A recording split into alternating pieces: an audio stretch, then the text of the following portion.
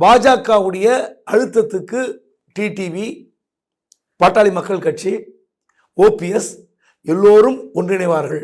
சசிகலா உள்ளிட்டு எல்லா தலைவர்களும் இந்த முறை பாஜகவை எதிர்த்து பேசுவதற்கு வாய்ப்பே இல்லை நான் நம்புகிறேன். இல்லை, நீங்கள் சொல்கிறது படி பார்த்தா அதை எடப்பாடி ஏற்றுக்கணும், மற்றவங்களாம் அங்கே இருக்கிற தலைமையெல்லாம் ஏற்றுக்கணும். இல்லை, கடைசி நேரத்தில் ஒரு ஓபிஎஸை தவிர்த்து விட்டு ஓபிஎஸ் மகனுக்கு சீட்டு கொடுக்கலாம், இல்லை ஓபிஎஸ் உடைய ஆட்கள் 2 பேருக்கு சீட்டு கொடுக்கலாம், நீங்கள் ஒதுங்கிருங்க அப்படின்னு சொன்னால் ஓபிஎஸ் ஒதுங்கி தான் இருப்பார். அமித்ஷா சொல்லி அவர் கேட்காம இருப்பாரா? தனி கட்சி ஆரம்பிக்கிறேன்னு சொன்னாரா இல்லையா? இல்லை அப்படின்னு சொல்லி அப்புறம் அதுக்கப்புறம் சொல்லி நான் எங்கே சொன்னேங்கிறாரு.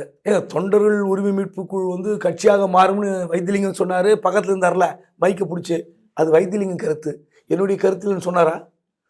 10 நாள் கழிச்சு நான் எங்கே சொன்னேன்னு கேட்டால் அப்போ என்ன எதை தான் நம்புறது? இப்போ டிசம்பர் 15 அப்போ ஓபிஎஸ் என்ன பண்ணுவார் தெரியல. அவங்களுக்கு என்ன ஒரு மெசேஜ் வந்திருக்கு, அதான் சொன்னேனே.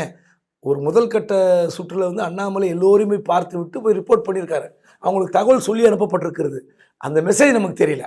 பட் எடப்பாடி தான் சொல்கிறார்ல, 2026 பாஜக அதிமுக இணைந்தால் வெற்றி. அந்த மெசேஜ் பாஜகவுக்கு. நீங்கள் அமைதியாக இருங்க, போட்டு குழப்பாதீங்க, நம்ம 2 பேரும் வாங்கின வாக்கு சதவீதம் பாருங்கள் திமுக விட அதிகம், அதனால் நம்ம ஆட்சிக்கு வர போகிறோம், நீங்கள் எதுக்கு இவங்களாம் தேவையே இல்லைன்னு நினைக்கிறாரு எடப்பாடி.